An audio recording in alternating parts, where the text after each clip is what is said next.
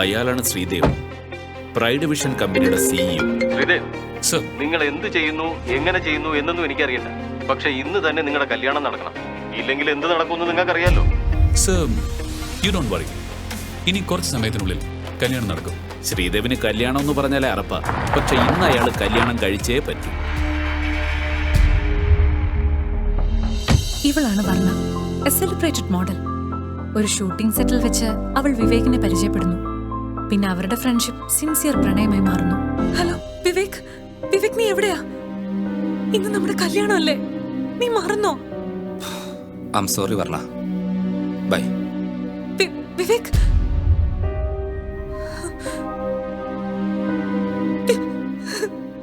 Hello.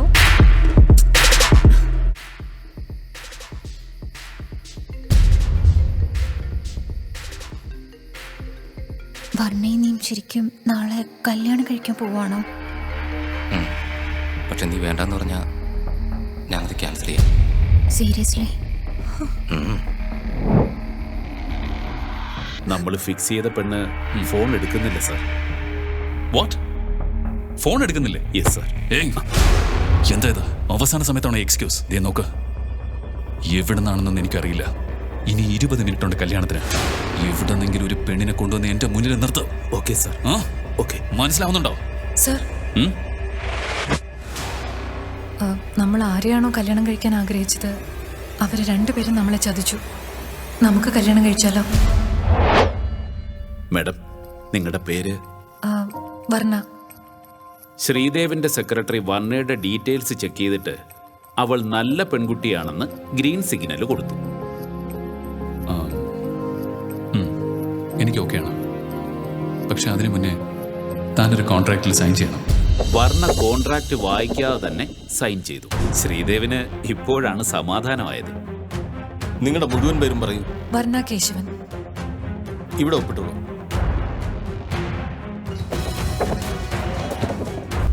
ആ രാത്രിയും പതിവ് പോലെ വളരെയേറെ മനോഹരിയായിരുന്നു. എങ്ങും പ്രകാശം ചൊരിയുന്ന സ്ട്രീറ്റ് ലൈറ്റുകൾ, ചീറിപ്പായുന്ന വാഹനങ്ങൾ. കൊച്ചിയിലെ ഗ്രാൻഡ് ഹോട്ടലിൽ ഒരു പാർട്ടി നടക്കുകയായിരുന്നു. എങ്ങും വലിയ അട്ടഹാസങ്ങൾ, ചിരികൾ, കളികൾ. ഈ സന്തോഷത്തിനിടയിൽ വർണ്ണ പതിവിലും അധികമായി മദ്യപിച്ചിരുന്നു. ആകെ ബോധം നഷ്ടപ്പെട്ട വർണ്ണയെ അവളുടെ പ്രതിസുത വരൻ ഒരു വിധത്തിൽ താങ്ങിപ്പിടിച്ച് അവരുടെ ഫ്ളാറ്റിലെത്തിച്ചു. അവൾക്കൊട്ടും സ്വബോധമില്ലായിരുന്നു. പോരാത്തതിന് തല വെട്ടിപ്പൊളിയുന്ന വേദനയും. ഇതാദ്യമായാണ് അവൾ ഇത്രയും അധികം മദ്യപിക്കുന്നത്. എന്തൊക്കെയോ ശബ്ദങ്ങൾ കേട്ട് അവൾ മെല്ലെ കണ്ണു തുറക്കാൻ ശ്രമിച്ചു. പക്ഷെ അവൾക്ക് കഴിഞ്ഞില്ല. എന്നിട്ടും എങ്ങനെയൊക്കെയോ പാടുപെട്ട് അവൾ തന്റെ കണ്ണു തുറന്നു. അപ്പോൾ അവൾ അവിടെ കണ്ട കാഴ്ച അവൾക്ക് വിശ്വസിക്കാനായില്ല. മിന്നലേറ്റതുപോലെ നിശ്ചലയായി അവൾ ആ ബെഡിലിരുന്നു.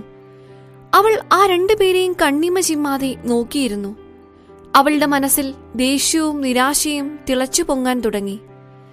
നീന, ഒന്നടങ്ങിയിരിക്കെ, ശബ്ദമുണ്ടാക്കില്ലേ. വർണ്ണ ജസ്റ്റ് ഉറങ്ങിയതേയുള്ളൂ. എന്താ, നിനക്കവളെ പേടിയാണോ? അവൾ എണീറ്റാൽ ഇപ്പൊ എന്താണ്? നീന അക്ഷമയോടെ അവനോട് പറഞ്ഞു. വർണ്ണ തന്റെ കണ്ണുനീർ തടഞ്ഞു നിർത്താൻ ആഞ്ഞു ശ്രമിക്കുന്നുണ്ടായിരുന്നു. പക്ഷേ അവളുടെ കവിളുകൾ നനയുന്നത് അവൾക്ക് തിരിച്ചറിയാമായിരുന്നു. അവളുടെ മനസ്സാകെ കലങ്ങി മറഞ്ഞ അവസ്ഥയിലായിരുന്നു. തന്റെ കൺമുന്നിൽ വെച്ച് ഈ നടന്നതൊന്നും അവൾക്ക് വിശ്വസിക്കാനായില്ല. നാളെ തന്റെ കഴുത്തിൽ താലി ചാർത്തേണ്ട പുരുഷൻ ഇന്ന് തനിക്ക് തൊട്ടരികിലിരുന്ന് മറ്റൊരു സ്ത്രീയെ ചുംബിക്കുന്നു. ഛേ, വർണ്ണ അപ്പോഴും ഉറങ്ങുകയാണെന്നാണ് നീന കരുതിയത്. വർണ്ണയെ പുച്ഛത്തോടെ നോക്കിക്കൊണ്ട് അവൾ മെല്ലെ ഒന്ന് ചിരിച്ചു. അവൾ പിറുപിറുക്കുന്നുണ്ടായിരുന്നു. വർണ്ണേ, നീയും വിവേകും നാളെ ആ പേപ്പറിൽ ഒപ്പിടില്ല. അതിന് ഞാൻ സമ്മതിക്കില്ല. ഞാൻ അവന്റെ കുഞ്ഞിന്റെ അമ്മയാവാൻ പോവുകയാണ്. അവൻ എന്റെ മാത്രമാണ്, എന്റെ മാത്രം. വർണ്ണ തന്റെ മുഷ്ടി ചുരുട്ടി പിടിച്ചു. ഒരു ചെറിയ ശബ്ദം പോലും പുറത്തു വരാതിരിക്കാൻ അവൾ നന്നേ പാടുപെട്ടു. തനിക്ക് ചുറ്റുമുള്ള ലോകം തകർന്നു വീഴുന്നത് അവൾ നിശബ്ദയായി സഹിച്ചു. 3 വർഷങ്ങൾക്ക് മുമ്പ് വർണ്ണ കേരളത്തിലെ ഏറ്റവും പ്രശസ്തിയായ ഒരു മോഡലായിരുന്നു. പക്ഷേ തന്റെ ഇഷ്ടപുരുഷനു വേണ്ടി അവൾ എല്ലാം ഉപേക്ഷിച്ചു. താൻ വളരെയധികം കഷ്ടപ്പെട്ട് നേടിയ അവസരങ്ങൾ പലതും വർണ്ണ നീനയ്ക്ക് കൈമാറി. ഇക്കാലം അത്രയും വർണ്ണ ചെയ്തു കൂട്ടിയതെല്ലാം ഒരൊറ്റ രാത്രി കൊണ്ട് വെള്ളത്തിൽ വരച്ച വരയായി മാറി. ഇല്ല, ഇതൊന്നും സത്യമല്ല. ഇതൊരു സ്വപ്നമാണ്, ഒരു ദുഷിച്ച സ്വപ്നം. എല്ലാം ശരിയാവും. ഇതൊരു സ്വപ്നം മാത്രമാണ്.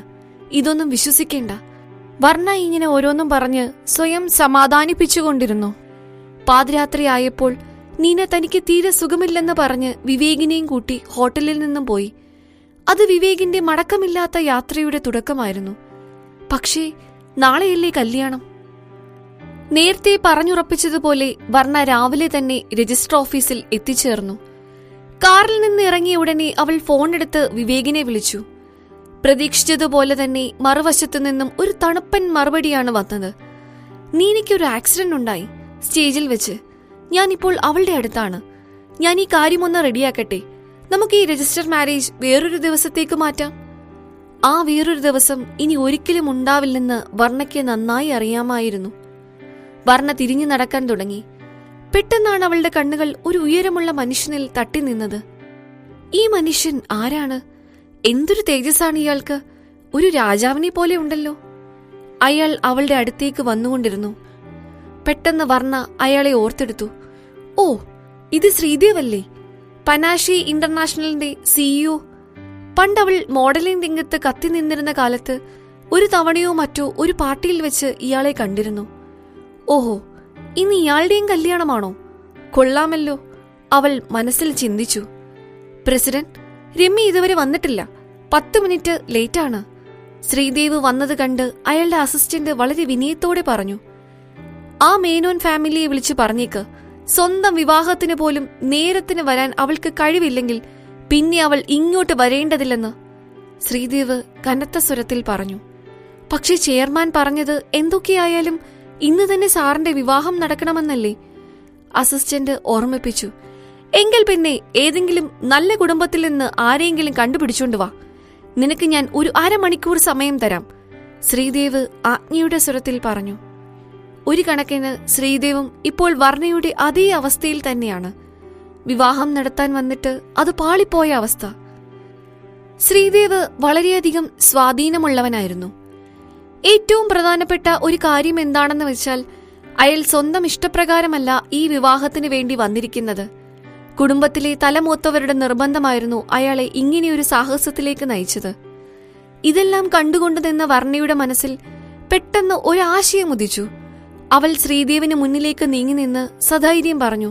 പ്രസിഡന്റ്, നിങ്ങളുടെ വധു ഇതുവരെ എത്തിയില്ല അല്ലേ? എന്റെ വരനാണെങ്കിൽ എന്നെ കൈയൊഴിയുകയും ചെയ്തു. എന്നാൽ പിന്നെ നമുക്ക് കല്യാണം കഴിച്ചാലോ? എന്തു പറയുന്നു? ശ്രീദേവിന്റെ അസിസ്റ്റന്റ് അവളുടെ സംസാരം കേട്ട് വാ പൊളിച്ചു നിന്നുപോയി. വർണ്ണ ആത്മവിശ്വാസത്തോടെ ധൈര്യത്തോടെ അവിടെ തന്നെ നിന്നു.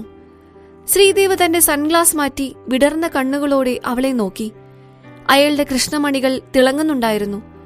ഒരു നിമിഷത്തെ നിശബ്ദതയ്ക്ക് ശേഷം അയാൾ അസിസ്റ്റന്റിനോട് കൽപ്പിച്ചു, ഇവളുടെ ഡീറ്റെയിൽസ് വേണം. ആ അസിസ്റ്റന്റിന് വർണ്ണയെ ഒറ്റ നോട്ടത്തിൽ തന്നെ മനസ്സിലായിരുന്നു. അയാൾ വേഗം തന്റെ ഫോൺ എടുത്ത് ഗൂഗിളിൽ വർണ്ണയുടെ പേര് സെർച്ച് ചെയ്തു. ആ റിസൾട്ട് എല്ലാം അയാൾ ശ്രീദേവിന് കാണിച്ചു കൊടുത്തു. 2 നിമിഷത്തിനു ശേഷം ശ്രീദേവിന്റെ ചുണ്ടുകൾ ചെറുതായൊന്ന് അനങ്ങി. അവൻ പറഞ്ഞു, ഓക്കെ. ശ്രീദേവിനെ കണ്ടുമുട്ടിയ ഈ നിമിഷമാണ് തന്റെ ജീവിതത്തിലെ ഏറ്റവും ഭാഗ്യം നിറഞ്ഞ നിമിഷമെന്ന് വർണ്ണ മനസ്സിലോർത്തു. വിവേക് എന്നെങ്കിലും ഒരു നാൾ തന്റെ പ്രവൃത്തികളെക്കുറിച്ച് ഓർത്ത് പശ്ചാത്തപിക്കണമെന്നേ വർണ്ണയുടെ മനസ്സിൽ ഉണ്ടായിരുന്നുള്ളൂ.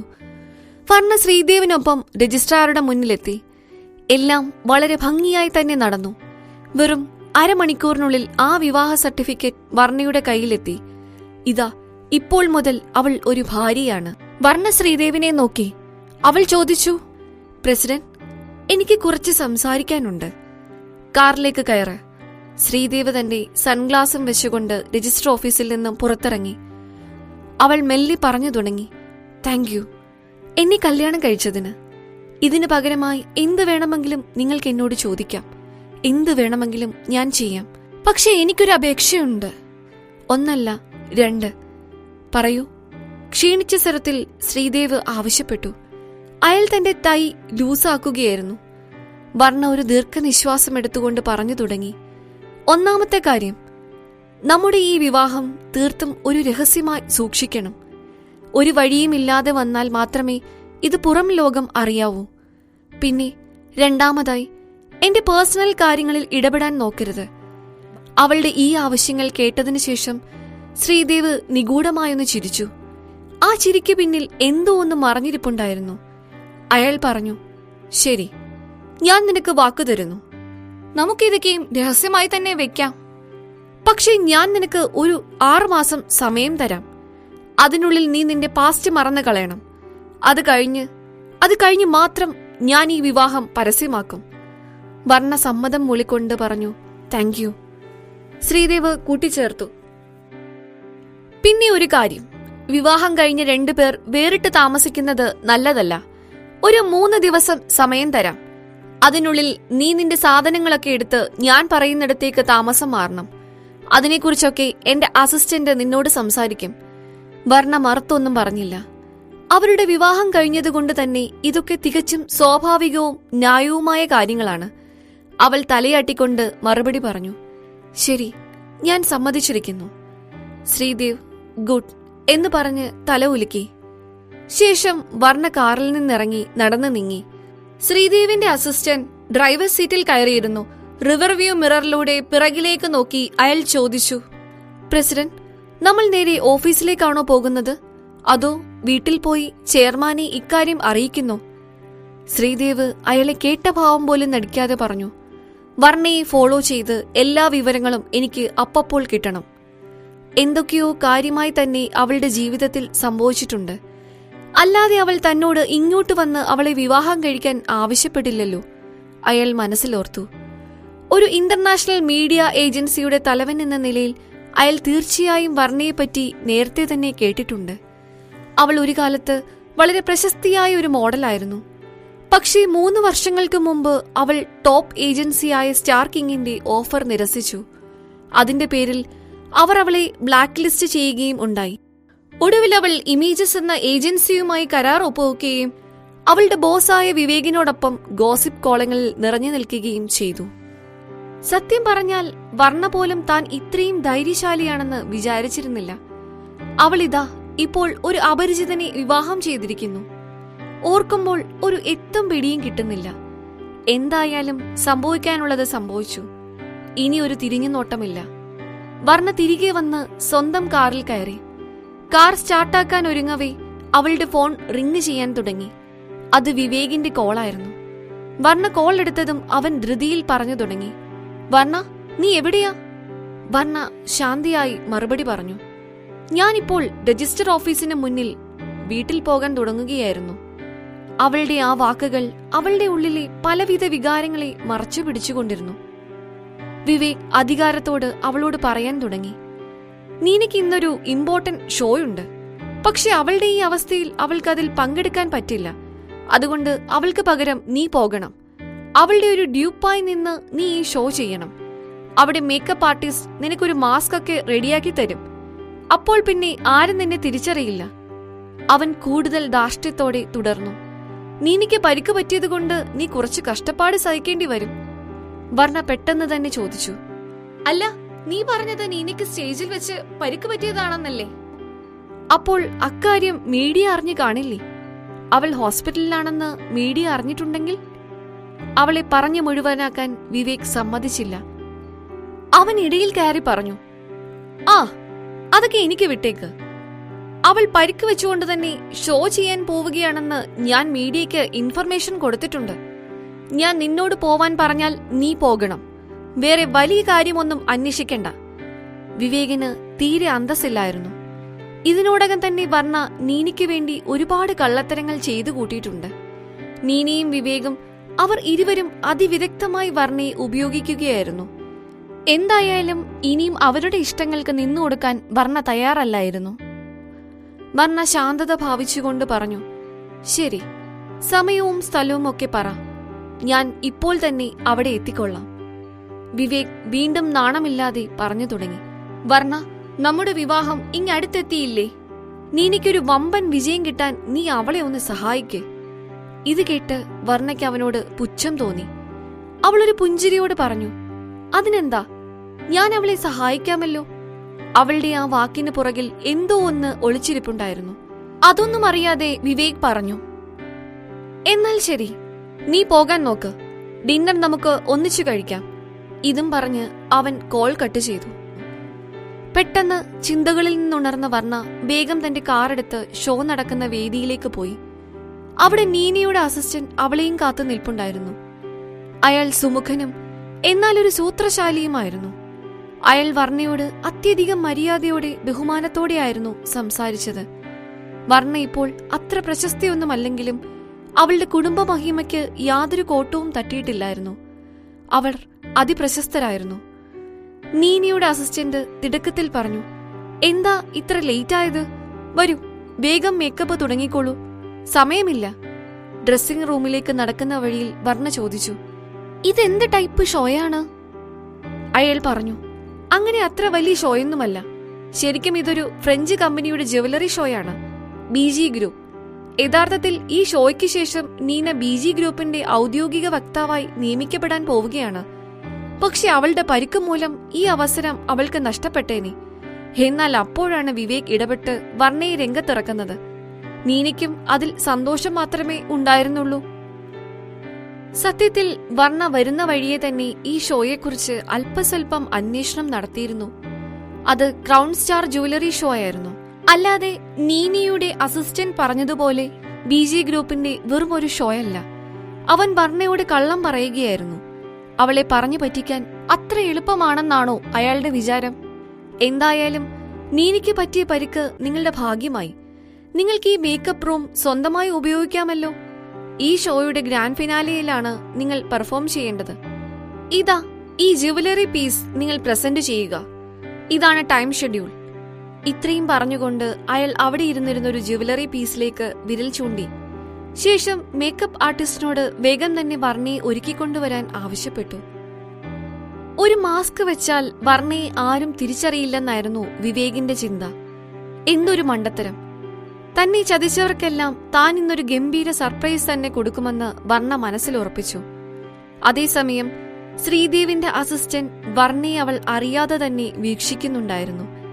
നീനയ്ക്ക് പകരമായി വർണ്ണ ഈ ഷോയിൽ പങ്കെടുക്കുന്ന വിവരം അയാൾ ഉടനടി തന്റെ ബോസിനെ വിളിച്ചറിയിച്ചു.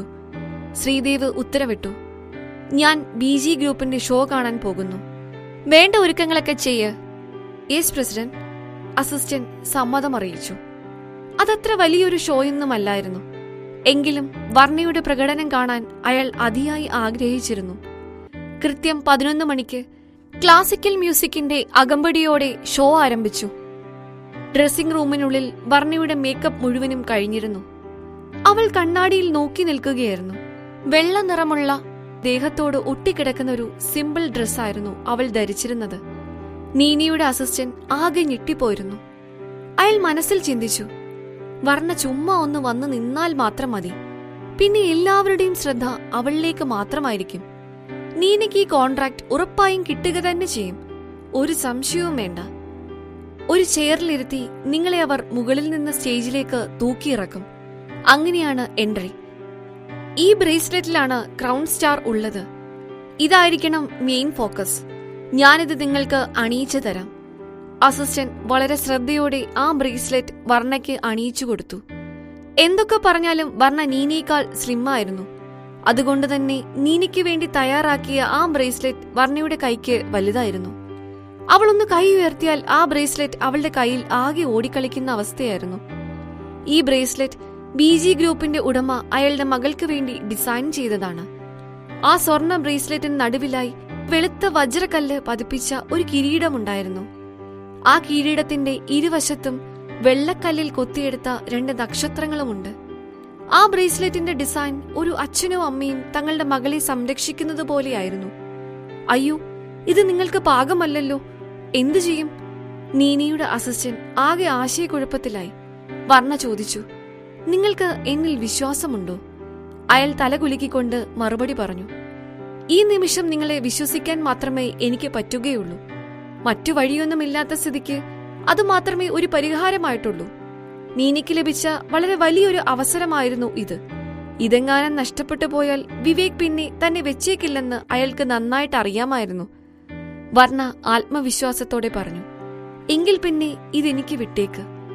അസിസ്റ്റന്റ് തലയാട്ടി, എങ്കിൽ വേഗം ഇറങ്ങാം. സ്റ്റേജിലേക്ക് കയറാൻ സമയമായി. ആ ഓട്ടപ്പാച്ചിലിനിടയിൽ വർണ്ണയുടെ കണ്ണുകളിലെ ഭാവം അയാൾ തിരിച്ചറിയാതെ പോയി. ഈ കഥ തുടർന്ന് കേൾക്കുന്നതിനായി ഇപ്പോൾ തന്നെ പോക്കറ്റ് FM ആപ്പ് ഇൻസ്റ്റാൾ ചെയ്യൂ. Link in description.